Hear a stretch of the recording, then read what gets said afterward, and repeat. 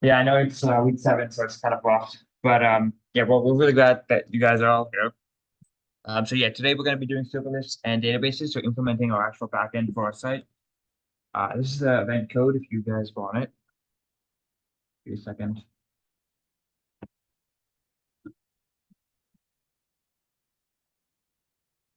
Cool. Does anyone still need it? All right, let's move on then. Okay, so yeah, these are the topics that we're going to be going through. We're going to start talking about why we actually need a backend at all. Because if you recall last time, we were able to run our site and kind of see it, and there seemed to be accounts, right? So why would we need to add a backend at all or change anything? So to kind of motivate this, let me go over to my clone version of the interesting device.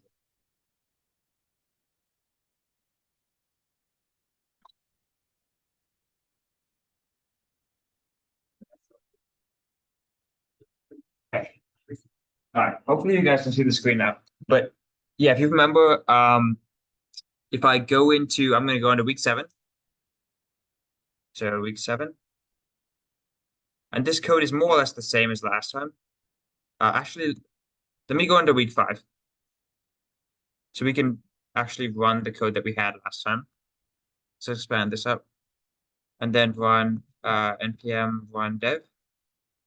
So this is going to go ahead and run our local site. And if I open this up, once it loads, give it a second. We can see we have our site as we've been working with for the past couple of weeks. So let's go ahead and click login here. And like I explained a couple of workshops ago, if we look under the actual source files here, under this SOC source folder, there's this profiles.js file.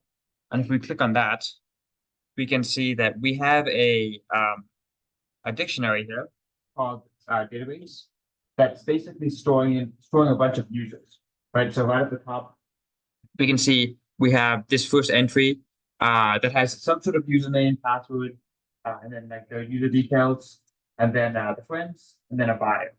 Right, and if we scroll down, we can see we have a couple more kind of dummy ones here just to fill it out.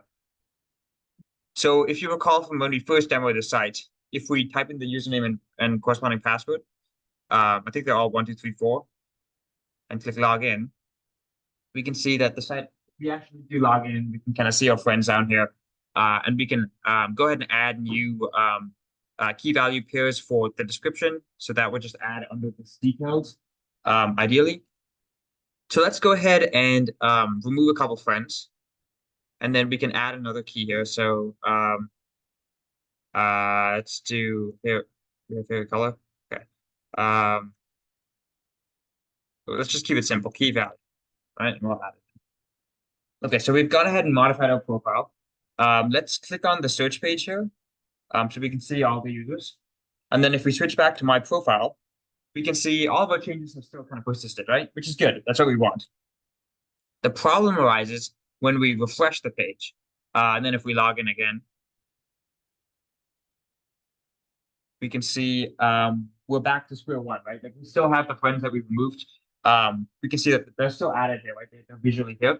And the minus sign means that you'd remove them. And then under the description, we can see that the new field that we added is not there anymore. So does anyone want to take a shot at explaining why this is? Like we've refreshed the page, right? But ideally, we should still have those entries. Why are they not there?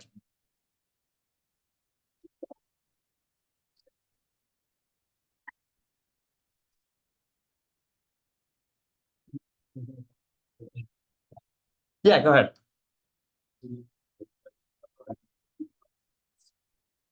Yeah, that's basically it. So what ended up happening is that when we run the site and open our browser, all this kind of JavaScript code is loaded in our browser. So when we make those changes, it does modify the details, like dictionary here, right? It modifies the friends array. But when you refresh the page, it pulls a new version of that JavaScript code from the actual server, which still has not been changed. So to kind of visualize that,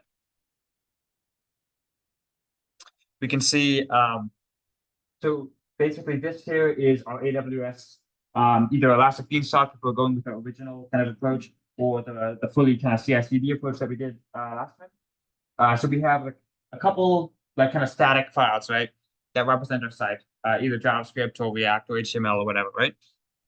And what we did is ideally we would kind of like go to the URL. In this case, we're running it locally, so this AWS should be say local, localhost. And then we see the site, and then we made a change to our local site like this, or just in our browser, I should say.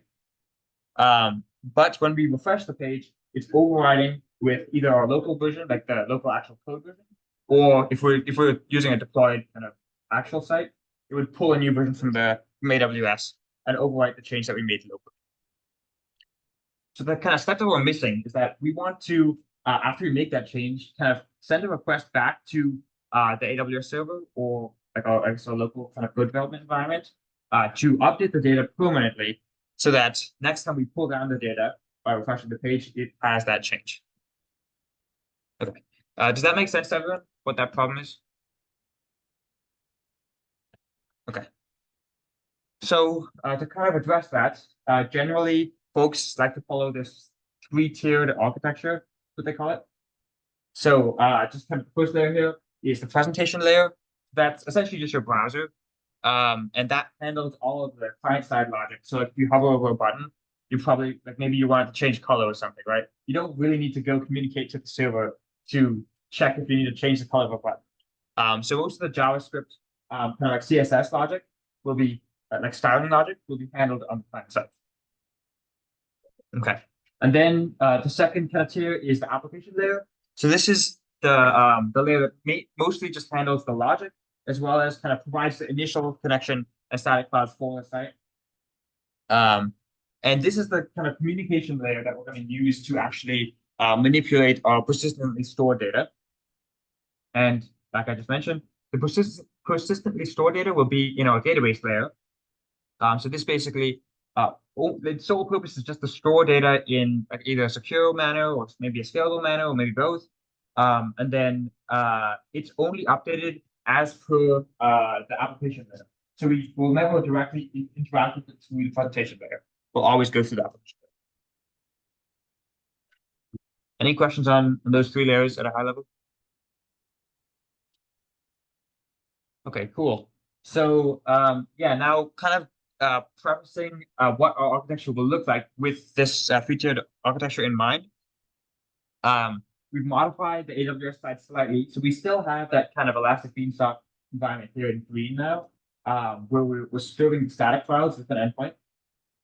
But we have this new kind of blue box here that I'll explain in a second. So just kind of going through what the process will look like. We grab our site just like we have been, right? And then when we want to log in or want to make a change, instead of interfacing with our static files, we would interface with some sort of endpoint there. In this case, it's like a Python file, but it could be written in any language depending on how you're hosting it. And then this is our application layer. It will directly modify the underlying data in our database layer. And then if we need some sort of response, maybe we're creating a new account and we want to confirm the account was created, right? It'll feed that response all the way. Okay. So something that you'll note is that we're interacting between like multiple different kind of programs. So we have a browser here that's running. We have this kind of interface here for the database, and then as well as the database itself, right? They all need to be able to communicate with each other. So you may hear this buzzword like application programming interface. All that really means is that some sort of interface for two programs to communicate. So generally, that'll just be like a set of endpoints. You can think of it like a set of kind of functions essentially that you're calling in the other program. So for example, if we want to create a user, this application layer kind of API will probably have some sort of endpoint reading create user, and then you plug in your password and your username as the parameters. And then it'll take that kind of do whatever logic checks it needs. Maybe you need like 4 numbers and 2 capital letters or something. And then once it's confirmed everything, it'll write to the database and then kind of feed a response back. Okay, so I know that was quite a bit. Any questions on that kind of process as a whole? Okay, cool. So yeah, just to kind of really hammer it home, this is kind of the breakdown of the terminology with this architecture in mind.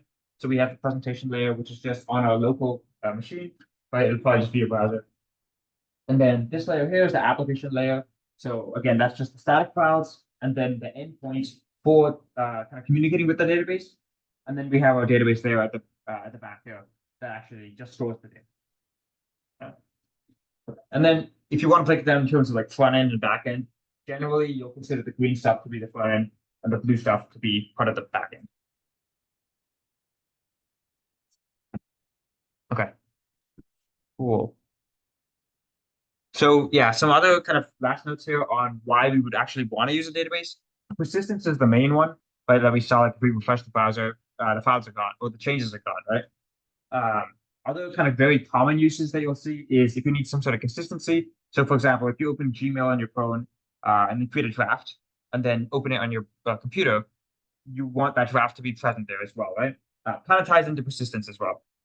And then scalability. So if you need to store data like at a really large scale, perhaps you're doing like some sort of machine learning, something like that. Generally, you want a specific solution designed to store data, right? That's the database. If you need to store data securely, so for example, if you need to comply with some sort of government regulation, generally that will be like credit card information or like healthcare information. You may need to use a specific type of database. And then for efficiency, you again, if you're working with a large quantity of data, you probably want to have a solution that's designed specifically for kind of adding data, querying it very quickly. Okay, any questions on any of these? Okay, awesome. So let me pass it off to Slopen. Yes. Okay, so Satyan told you guys about why we need a database and like what it does at a high level. But I think now we'll go into like a bit more detail about what exactly a database offers to its users. So the first thing a database does is it abstracts away how the data is stored, maintained, and processed. So what that means is, for example, if you wanted to store a bunch of names, like a bunch of student records, like your name, your UID, and your home address or whatever, and you had to store them in a file. In a text file, that would get all like super messed up. You might accidentally delete a character. If you have multiple text files storing the same data for like duplication, just in case one file gets deleted, you might have inconsistency issues because let's say one file changes and another doesn't. What a database does is it avoids all of that and it just says, okay, you talk to me and I'll handle how it's stored under the hood. You don't need to see what the database is actually doing under the hood and how it's storing your data. Next, it stores and indexes data using advanced data structures. So now what that means is um, sometimes you'd want your data in a sorted order. Sometimes you'd want to join two tables according by a common column. And there's so many different types of operations that you'd want to do on your data.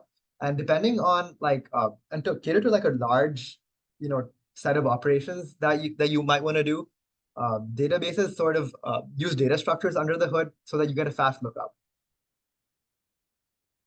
Um, yeah, they provide a way to view, add, update, and delete data. So this sort of ties back to the first point that I was making. These are called CRUD operations: create, read, update, and delete. So yeah, again, there's for example in SQL, there's a simple command called create table. All that does is create a table for you. You don't need to again, you don't need to know how it's stored under the hood. You don't need to know if it's storing duplicates of the data. And yeah, that's an example of how it really helps us enforce data integrity. Provide a single location for all data in the database. Back to the file example, you don't need to like look at multiple files. You have a single database.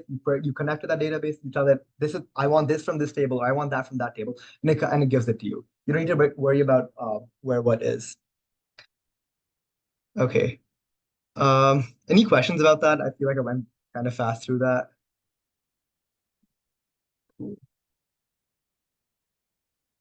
Um, Okay, we have several types of applications today. For example, in inventory management, you want to track how many items of a particular like how many items of a particular type of thing a store has, or e-commerce where you have transactions going through, vendors adding new products, different variants within each product. Then you have LLMs which work on terabytes of data, like huge amounts of data. Um, Health tech, which has similar health tech, big data, social media, which all have similar types of issues. But the thing is, you'd want different requirements for each of them. For example, in inventory management, you just want a table of what you have of how many of each item you have. You don't really care of anything beyond that. But in LLMs, there's a lot more complexity. You'd want to have fast lookup. You want to know what the nearest neighbor is because you want the next word in your sequence. Like I'm not going to go into the details about that, but there's just very different requirements across all of these. In social media, you want to know who's friends with who, who's following who, and that sort of like creates a graph. And each of these applications has a different sort of data requirement, and that's why we have different types of databases. Okay, the first one is relational. This is, I think, the one that's most intuitive. It's like a simple table. There's like a column, your UID, your name, and a bunch of other things about you. Uh, Again, a relation is basically a table. So yeah, that's how the relational model works. Entity relationship. Back to the university example. UC, let's say UC has 9 universities, so there's one overarching board. There's individual universities. The universities have colleges, and the colleges have students within them. There's clearly a relationship. There's a hierarchical relationship between each of them, and each of them has a name. For example, the large organization is called UC. Individual universities are like UCLA and UC Berkeley, and each of them have like enrollment data, how many students they have, what majors they offer, etc.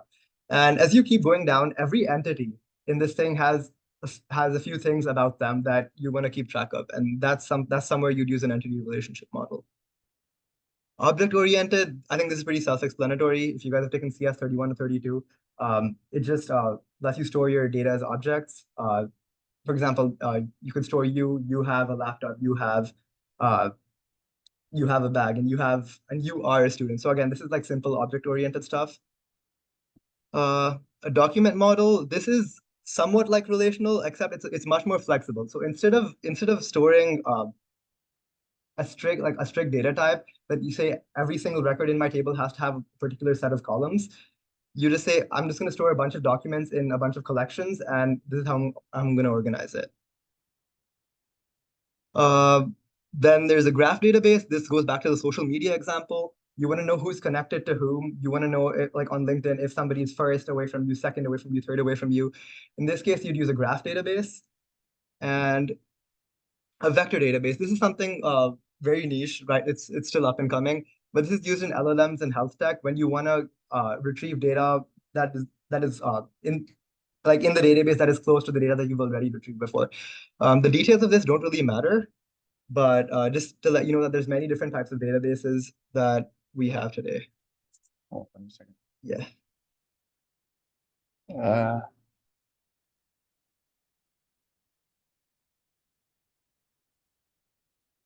okay, the projector just turned off. What the hell?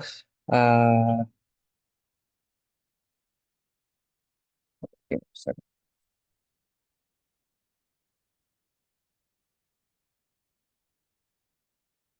You can send the slides if they want to follow along. Yeah, Daniel, could you drop the slides in the Discord?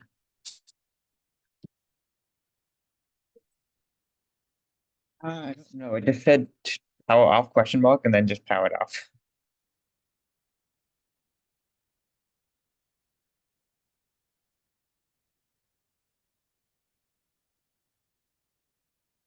Sorry, bear with us.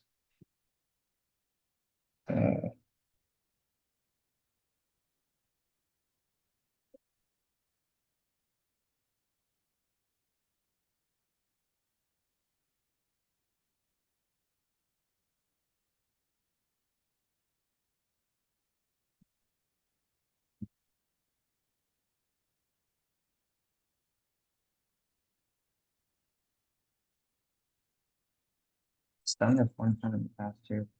But okay.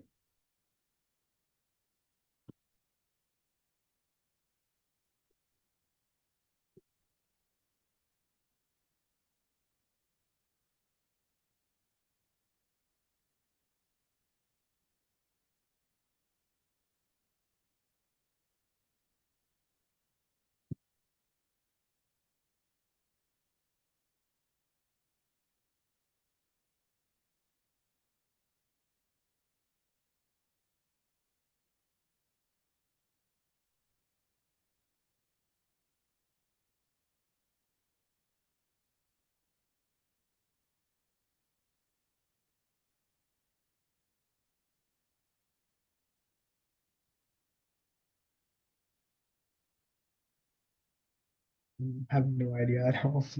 Yeah.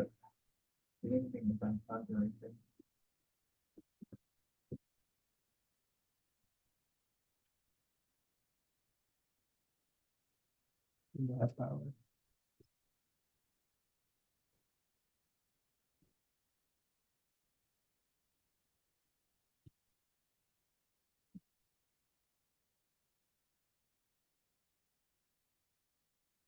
Okay.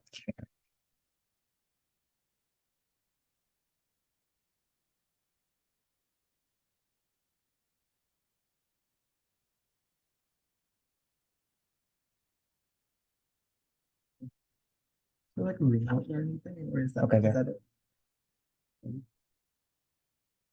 Yeah, there was a lot.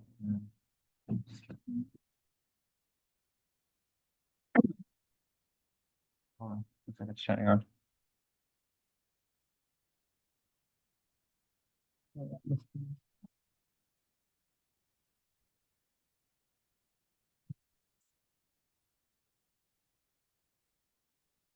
God damn. It's something better.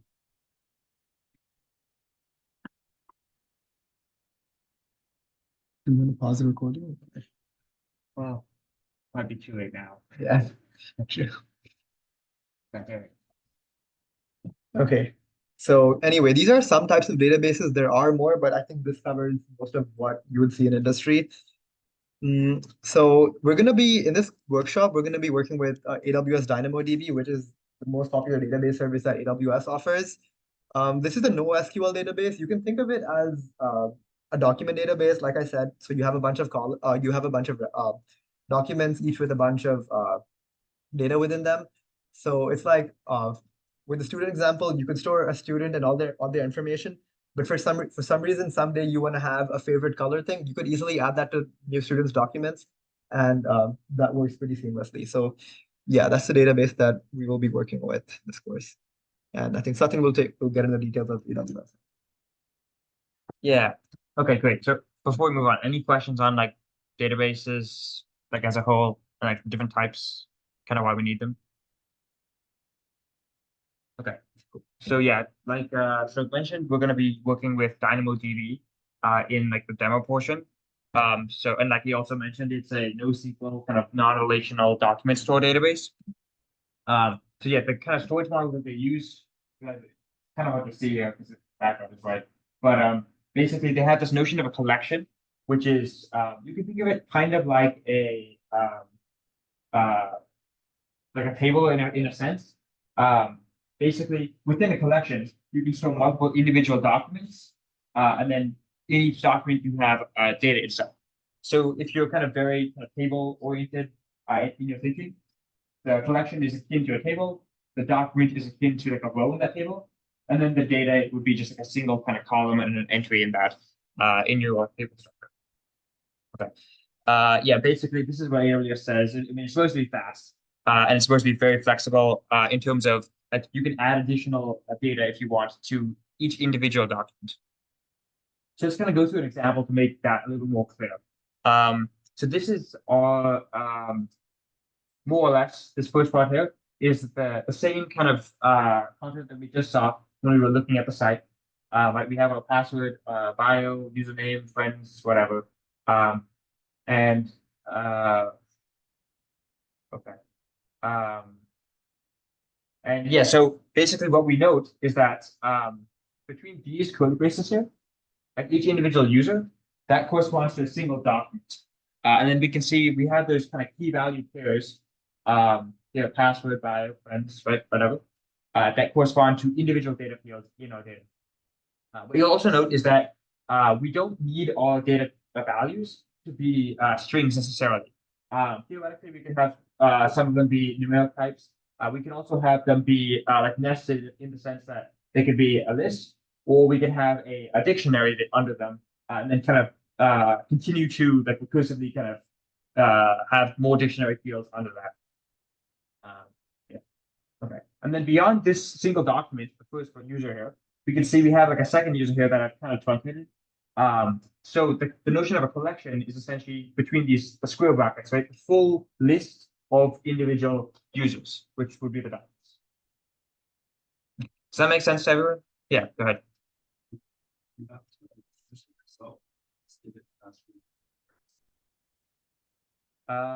You're asking when you're querying it? Well, yeah, so we can take a look at that, but basically you would have to write out like, hey, I want this particular field of a user with this particular kind of like configuration. So for example, if I want to confirm that the user typed in the right password, I'd probably ask like, hey, search for a user that has this username and this password. Yeah, I mean, to answer your question, you don't have to parse it. There's like a lot of JSON parsing libraries that you use generally, and like there's even more abstraction about that. So you almost never have to actually parse the text. Yeah, you will manually have to go through it right there. And yeah, when we get to the demo, you can look through the code. It's just like 2 lines. So it's not too bad. Yeah, go ahead. Is there like a primary key for one of these fields? Yes. So yeah, that's a good point there. So yeah, we probably will want to declare a primary key, which is essentially just like a single column that it uses as like an index so that it can more efficiently search through the data. So yeah, I think in our example, we're going to use the username or something because that's probably what we'll be searching with. But yeah, when you configure it, you just provide like a single primary. I think it only allows for one, but maybe they've updated it since. Yeah, what's up? Yes, it's basically the same. Yes, they're both document store databases. Cool. Okay. Any other questions? Okay, awesome. So yeah, just like a last note on like actually interacting with DynamoDB.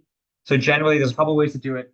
You can do it through the browser, like the console, like we've been doing for most of our setup. So this is an example where this is a single document, and then under the document they have the keys here and the values, and then you can see the type, right? And then if you click save changes, it'll actually add that to the database. We'll be doing that, I think, a little bit during the demo. And then you can also interact with it with like the SDK.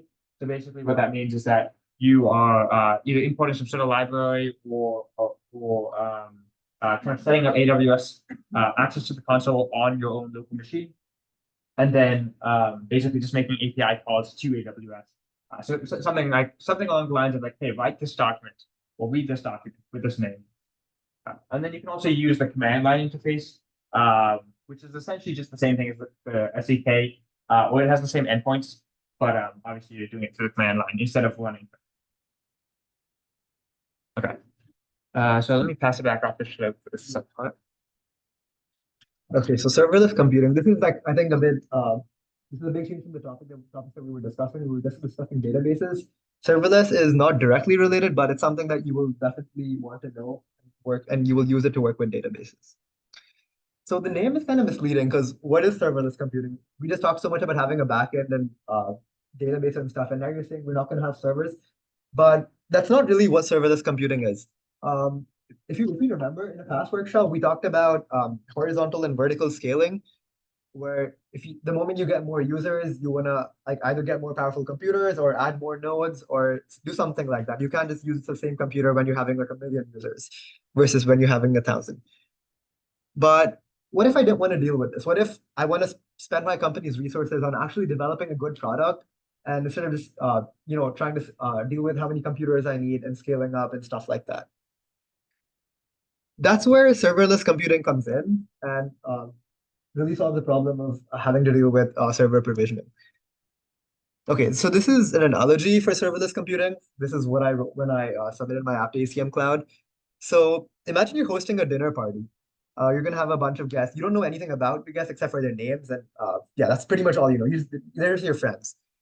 Um, so what you would do, you're having a dinner party, so you're gonna plan a menu because you can only make a specific set of things.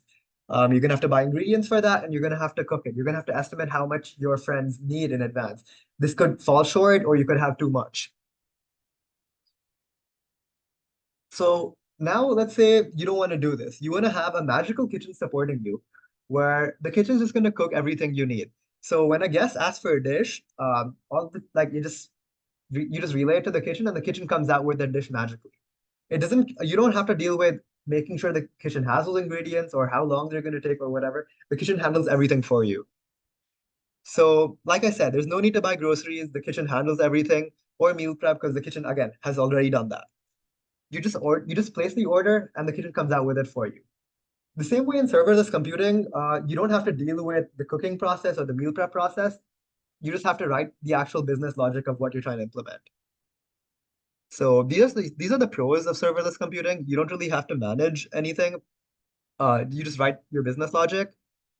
Usually AWS Lambda, which is the solution that we will be exploring for serverless computing, is pay per use. So if you're using a Lambda for 10 minutes with a certain number of calls, you pay for that. Using it for 1 hour, you pay, and it scales linearly. So you only pay for as much as you use. You don't have to like buy a ton of servers and pay for all of them upfront. Like I said, you scale dynamically since you're on the cloud, you're on AWS's cloud. Uh, they will give you all the resources you need. If whether you're serving 10 users or a million users, um, it just scales.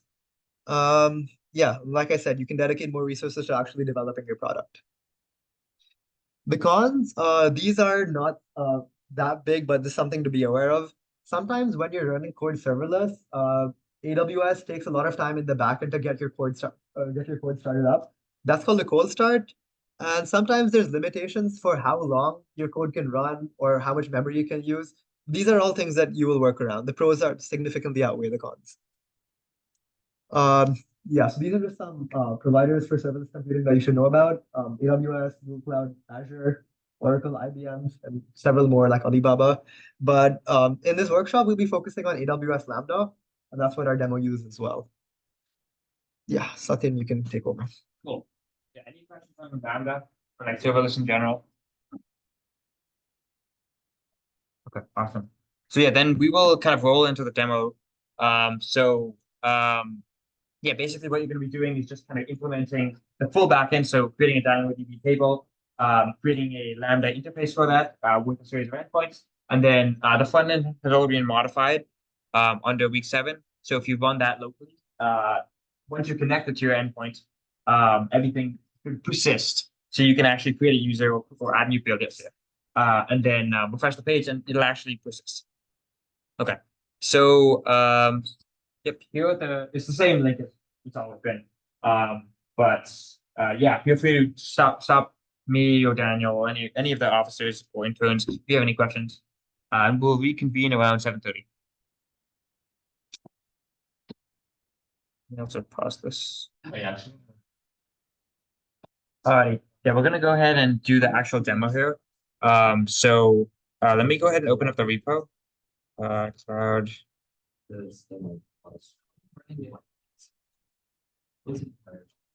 Alrighty. So first things first, we're gonna have to create our DynamoDB table. So to do that, I'm gonna go to AWS and log in with the same account that I've been using. And then make sure you're in the right region. And then, yeah, so first things first, we're creating the table. So I'm going to DynamoDB. And then we're going to want to give it this specific table name because our Lambda, when we want to read from the table, then you won't have to modify the code. If you give it your own name, you can, but you just have to tweak the code a little bit. So anyways, back here, we click create table, give it the name. Here for the partition key, this is where we want to specify basically a key that's going to be in our dictionary. It'll be the username, and this is just what is going to be used when you're doing the queries for faster queries. That's essentially. So that's why we want to go with the username because we're going to be looking for users by the username. Okay, so we'll let this provision, and while it does, let's go ahead and look at what some of our users will look like. So go back over here to week 7. And if I open the user for Daniel, we could see it has some sort of username, password, name, details, friends, and a bio, just like we've seen with our kind of local database that we had in profile.js. But here it has some additional kind of metadata fields or keys, I should say. So we can see on the username where it has S for string, and then it has the actual string value there. Under details, it has M for map, and then it has the key value pair, and then string S for string again. Yeah, and so on and so forth. So that's just the way, that's like AWS specific. It's just the way they decided to format it. So what we will do is click on the table and then click on actions and then create item. So this is the kind of interface for manually entering key value pairs to create a document. We're going to click on JSON view here and then just paste in the JSON kind of formatted user that I've already created. And then finally, we just click create item. Okay, and we can see it did it fine. Okay, let's go ahead and keep doing that. So I'm going to click on tables, click on the table, actions, and create item again. And then I will just paste in the rest of these 4 users, the rest of the 3, I guess. Okay. Table, actions, create item. And obviously in like a production setting, you wouldn't want to do this for like hundreds of users, right? We're just doing this to keep it simple. And to kind of show you what that process, once the user added, what they generally look like. Okay, last one here. Not like that. This. Oh, whoops! Clicked on create table. Create item. Okay, and create item.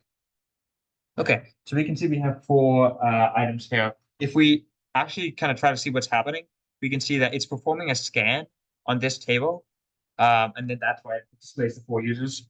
And a scan basically just means it's going to run through the entire table, whereas a query will use the partition key to not necessarily have to look through every entry. Okay, so now that we've done that, we have our table. Let's go ahead and create our Lambda kind of interface to interact with. So to do that, we will open up Lambda in a new tab. And then we will click on create function here to create a Lambda function. We'll give it a name, call it ACM Cloud Live Week 7. And then we can leave the runtime as node.js. That'll let us write our code in JavaScript, which we've been using for React anyways, so it's convenient. And then under permissions, we'll want to click on create a new role from AWS policy templates, I believe. Sorry, just click create a new role, I believe. This one here, yeah. With the basic Lambda permissions. Sorry, I had it right before. We're gonna need to give it specific permissions to add access DynamoDB, which is why we need the policy templates. So we'll call it ACM Cloud 7.5. And then under this, we will want to say simple microservice permissions. And we can see it says DynamoDB here, right? So we know that's the right one. Okay. And then we just click create function. And this should spin up pretty quickly. So while that's doing that, the next step for us is going to be to actually write the function code. So the idea here is that, well, let's look at what the code looks like. So under the Lambda folder, under week 7, we have a single file. And this is the code that we want to paste in our Lambda function. So you don't need to understand all the specifics of exactly what this is doing, but you should understand the body of the actual kind of handler function. So basically what we can see is that there's some sort of switch statement, which is essentially just like a chain of if statements. And then it has a bunch of cases that it's checking. And then for each case, it's doing something in particular. So let's just look at this first one here, right? It says if, well, basically case, and then this string, meaning this is the request that's being made. We're trying to delete a user with, and then with the curly braces, that's a like a parameter there, a URL parameter. So we're plugging in some sort of username.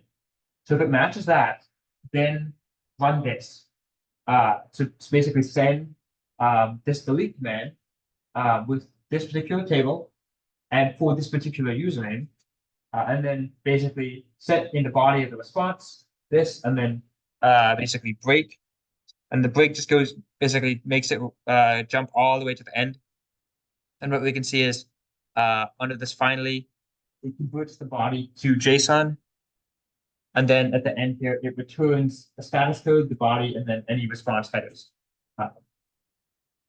And we can see that if there's an error, the status code is being updated, right? And the error message is being set in the body.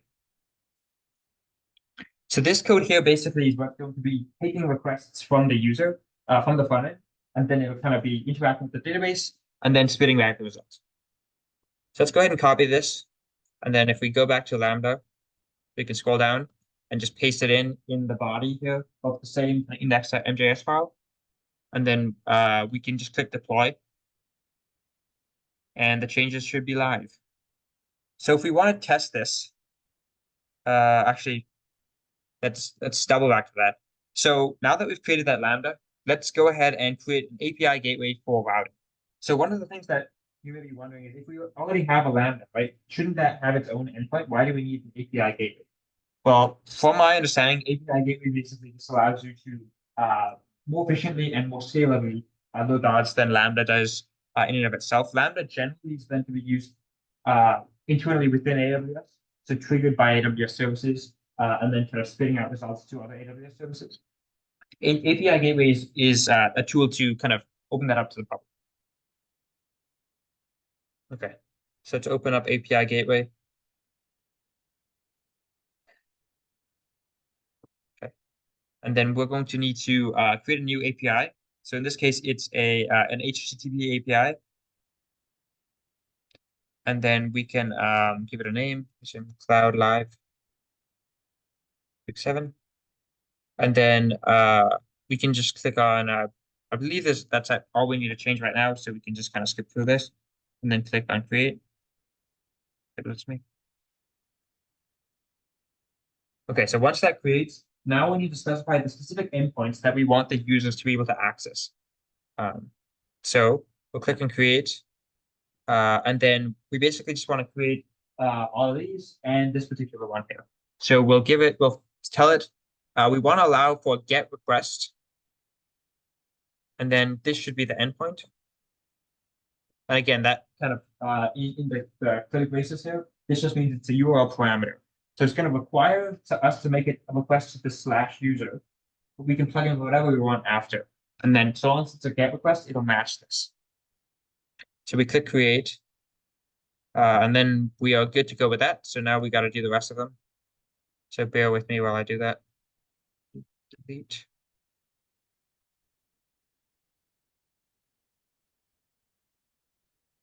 Okay. I got to put request with /user. Okay, I'm gonna get request here. And while I'm doing this, try to figure out what each of these endpoints will do, because each of them will be essential to the site, but they'll all do an individual kind of unique thing.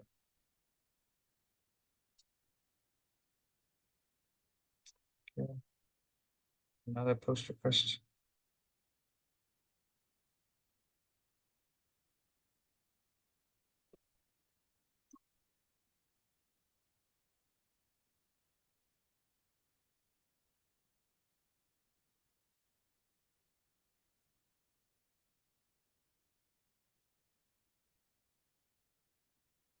Okay, so now that we've created those routes, we need to actually connect them to Lambda itself. So let's go ahead and click on integrations. And then we want to click on manage integrations and create a new integration. So this is how we're actually going to say, like, hey, API gateway, you can communicate with this service. So we're going to, let's just choose this first button for now. And then we want to choose Lambda function. And then we choose the function we just created. And then we want to keep this checked so that API gateway does have permissions to access Lambda. And what you'll note is that even though we only created one Lambda in this case, if you had like a bunch of different kind of services, maybe you have like one department running sales and one department running marketing or something, you could have two separate Lambdas, right? But use the same API gateway to kind of route them. Okay, so let's go ahead and assign the rest of these to our existing integration. I'm just going to click on that and click on attach integration and do the same for the rest of these endpoints.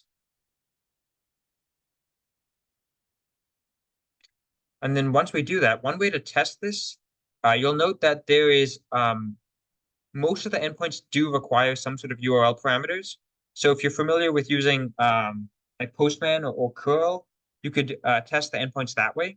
That's generally how you'd see it done in in a like a production environment. But for us, we're going to keep it pretty low tech. We can see that this all users get requests here does not have any parameters. So if I click on the API name here on the left, and then copy this invoke URL, and then paste it in my browser, and then type in all users, we'll see it probably won't work yet. Oh, it does work. Okay. So we can see this is essentially just making a GET request under the hood, and we can see we have all of our users listed there, right? So we do know that the endpoint is working. Before we actually test it with our own site, we have to change some of the core settings. So this basically just lets other sites kind of use the endpoint and then render the content from it. So we're going to click configure here. And then just for safety, we're just going to add a star to all of these fields. I believe only one of them is necessary, although I don't remember exactly which one. And then we're just going to click on save.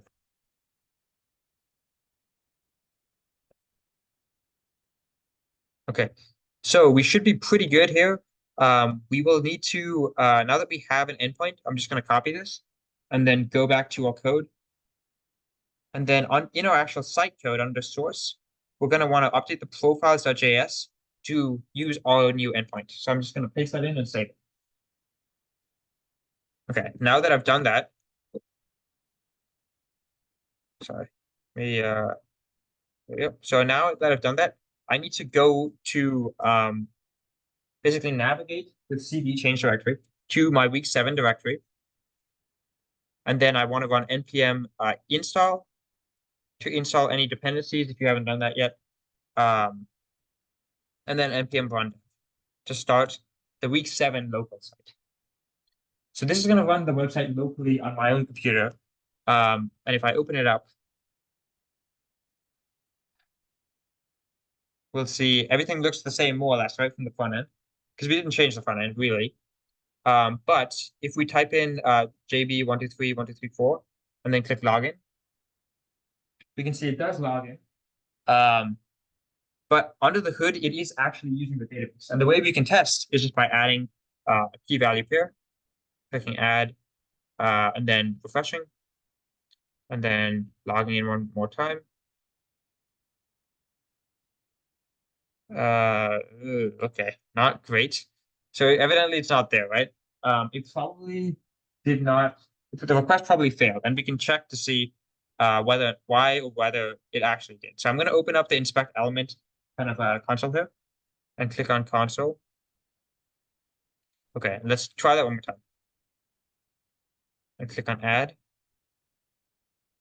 Okay, so we can see the pull request failed, right? Let's try to see why it's failed.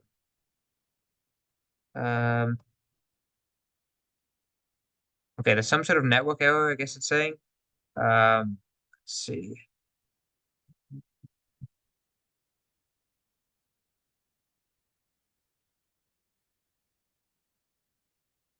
Okay, and we can see up here it's saying that it's blocking the request due to cores, right? So it probably, let me check and make sure that I actually updated the core settings.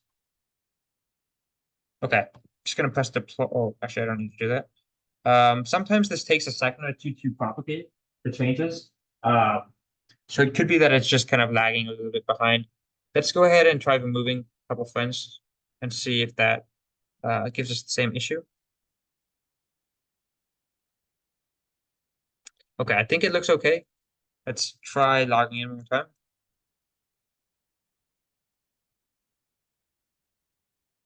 Okay, so we can see it did remove the friends, right? So it is successfully kind of persistently storing those changes. Let's try adding a key value pair one more time. Now refresh this. Okay, so that particular endpoint is giving us trouble, it looks like. Let's give it one more shot and see what the error is. Okay, it looks like it's still giving us that cores problem. Yeah, this core stuff can be a little tricky to debug, which is kind of annoying. let's make sure that our endpoint actually looks correct. So user put, make sure it's connected, which it is. It's connected fine. Okay, and we can check here to make sure that we actually have a case for that, which we it should be put user, which we do have, right? So if you want to kind of keep debugging this, the way that I'd approach it would be to you can check under monitor here to see how many times this is actually invoked.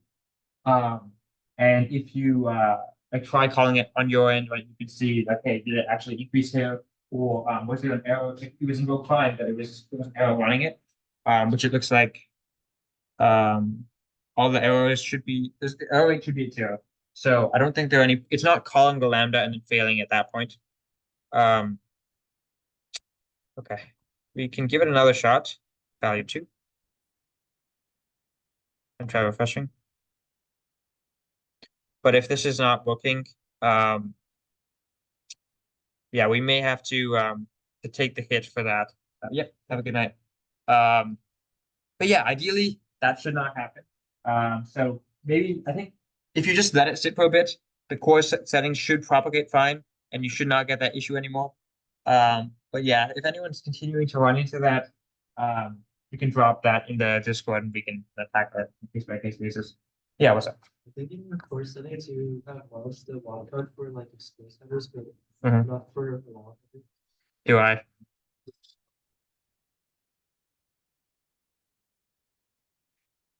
Thank you. Okay. Yeah, that's probably it. Okay, awesome. So let me try that. Thanks for that. Okay, so with that changed, login. Let's give it a key and a value. Okay, so it looks like it's still giving us the same message. That's probably what it was, in all honesty. It just probably hasn't propagated the change. Oh, I didn't save it, that's why. Okay. E2, let's give it one more try here. Yeah, I can do that. I don't think that's strictly necessary, but let's do it anyways. Okay. Still here. We'll go with that, I guess. Okay. So I think it's okay. I mean, but I am seeing an error here, but I don't think it's because of this. I think it's just sloppy coding on my part. So let's refresh and log in, and we can see it is there, right? The order changed slightly, probably just because of the way that it's storing it. But that's something that for the optimization, somebody, like, if you guys want to make it, you can maybe sort these or something. But yeah, thanks to both of you for pointing that out and getting us to get this working on the recording. But that's more or less kind of the full demo, right? We were able to get spin up the back end as well as connect it from the front end. So if you wanted to, you could use what we learned last workshop and the workshop before to deploy the front end. So now kind of everything is fully live and fully persistent. Okay, so let me go back to the slides. I think that's all that we have. We do have a Daniel, do you want to plug the thing? Oh, yes, we have a research panel as you haven't been seeing for the past 2 hours. It's on Tuesday, this room, 5 to 7. Yeah. So it'd be great if you guys would show up for that. Yeah, if you're looking to get involved with research at UCLA, it's definitely a good opportunity for that. But we will wrap up here. Let me go ahead and stop the recording.